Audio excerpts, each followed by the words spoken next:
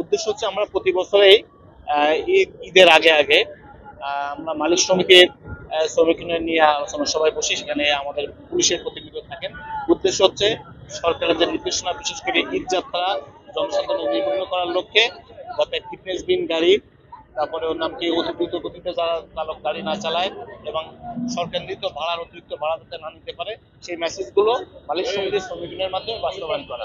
সাথে সাথে সড়ক দুর্ঘটনা রোধে যাতে সংশ্লিষ্ট চালকরা অতি দ্রুত গতিতে গাড়ি না চালা, সাবধানে গাড়ি চালা, সেই মেসেজগুলো বাস্তবায়ন করা। আর আজকে আমরা সাথে সাথে আসছি একটু সড়ক নিরাপত্তা রহস্য করতে, জনসাধারণ পথচারী যাত্রী সাধারণকে সচেতন করার জন্য। আমাদের মোবাইল কোড তো প্রতিনিয়ত পরিচালিত হয়। ঈদ উপলক্ষে আমাদের বিশেষভাবে মোবাইল কোড পরিচালনা করা হবে। সাথে তো পুলিশের অভিযান তো আছেই, যাতে ফিটনেসবিহীন গাড়ি, লক্ষ্যযোগ্য গাড়ি রাস্তা চলাচল করতে না পারে এবং সরকার নির্ধারিত ভাড়া, অতিরিক্ত ভাড়া যাতে আদায় করতে না পারে।